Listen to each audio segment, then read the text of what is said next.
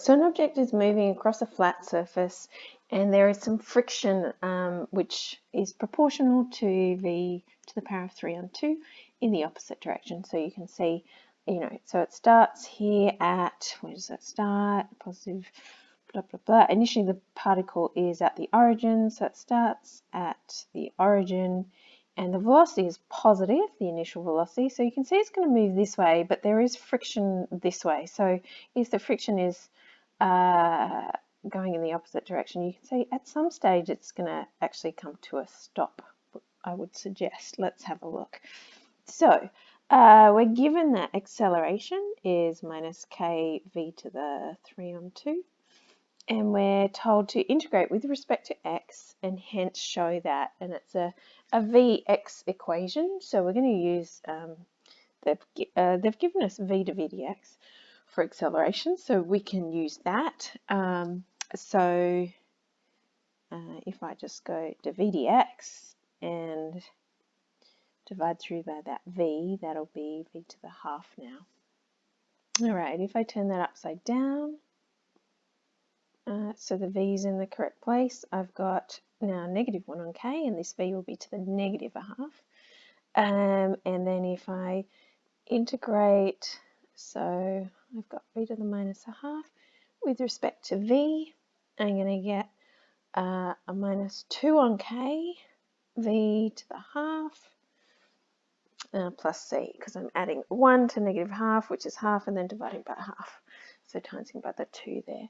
All right, so what can we sub in to find that plus c? Well, we know when x equals 0, the velocity is this initial velocity, and that's in that equation, so we're going to use that.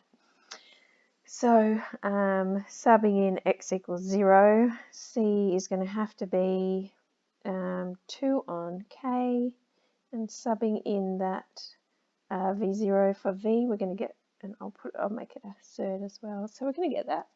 All right, putting that back into the equation, we've got x equals, so we've got the minus 2 on k square root v, and then the c, I'll put at the front because it's positive, 2 on k square root v naught. It's a v naught. Okay, so it's looking good.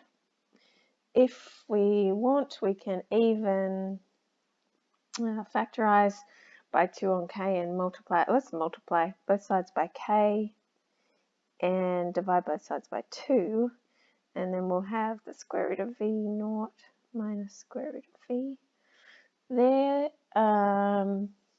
And if we have a look at the x in what we're trying to prove, it's got a kx on 2, but it's also got a square root of v0. So if I want a square root of v0 here, let's put it in, but if we put it there, we have to put it here and here.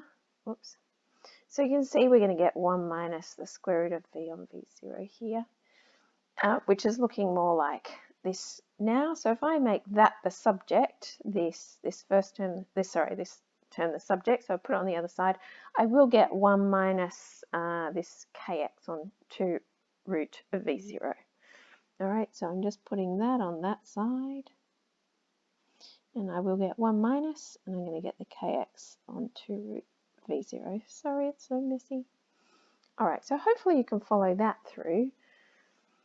So what values can x take, and where is the particle when it stops moving? All right, so we know that, now that we've got an equation for it, we know that x goes from 0 and it's going to the right. So I already know that x can go from 0 to its maximum point, where when the friction is too much for it and it stops it. So when do we find that maximum point? Well, that would be when the velocity goes to 0. So let's put the velocity going to 0 into our equation that we've got here. And you can see that we're going to get velocity of 0. So that makes this left-hand side 0. So therefore this kx on 2 root v0 is going to equal 1. if we just rearrange that equation. Therefore, x is going to equal, get rid of this, x is going to get be, alright, so we're going to multiply the 2 root v0 here and divide by the k. So that's going to be our maximum x value. So I'll just pop that here. There we go. Okay, so that's when it stops. So that's our maximum value. Alright, I just lost that, but that's okay. We've got it up there. Okay, so what do we have to do next? So it tells us to find x as a function of time. So clearly we've got to change v to dx to t. Now it's looking a little bit crazy. There's so much to do here. But if we v on v0 is 1 minus, now there's a lot of that's a constant. That k on 2 root v0 is just a constant. So let's make that constant c times x, and then it looks a lot easier. So I'm just going to write over here so I remember that c is going to be equal to k on 2 root v0. All right, and then hopefully that'll make it simpler for us. All right, so v on v0 is this squared, and I want v to be the subject, so I'm going to have v0, 1 minus cx squared. Now, v we're saying is dx to t, but you'll note that on the right hand side we've got x's, so I need to tip everything upside down. So I'm going to change that to a t. I'm going to tip this upside down, and I'm also going to tip this upside down by putting a -2 there, and then that's a dx. There we go. So how do we integrate that? Well, we've got, that's our constant out the front. So if we add 1 there, we get 1 minus cx to the -1, and we're dividing by both -1 and -c. And of course we'll get a constant. Let's call that one d. So you can see it's actually going to be equal to 1 on cv0. And I can leave that on top. I'll put that on the bottom here. 1 minus cx and plus d. All right, how are we going to find that d? Well, we know that when t equals 0, we know x equals 0. So if I make that 0, I get d being, d is -1 on cv0, and the x is 0, so it's just 1 minus 0, so we're timesing by 1 there. So d just equals that. So all in all, we have t being equal to this long weird thing here, 1 minus cx, and this will be -1 on cv0. And you can just say where c equals k on 2 root, where is that? Over here, 2 root v0 there. And actually we want x as a function of t, so I'm going to change that around, but I can actually answer part 2 now if we have a look at, if I just change that, you can see that I can answer the part 2. So if we put for t 1 on cv0 at the front, I'm going to get 1 on 1 minus cx minus 1. And you can see there that that x from here. So we can't be dividing by, or we can't have a negative time to start with, but we can't, if I make, I should make that a common, if I make that a common denominator, so this will become minus 1 minus cx up here, if I make that a common denominator. And so you can see here that x can't be equal to 1 on c, otherwise we're going to be dividing by 0.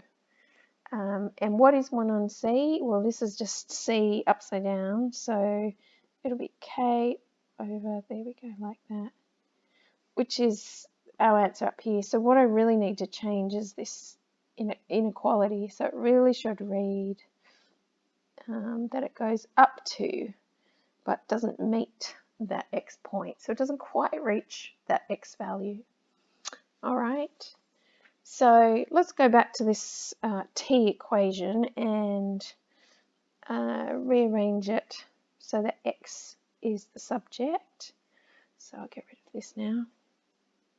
So where did we get to?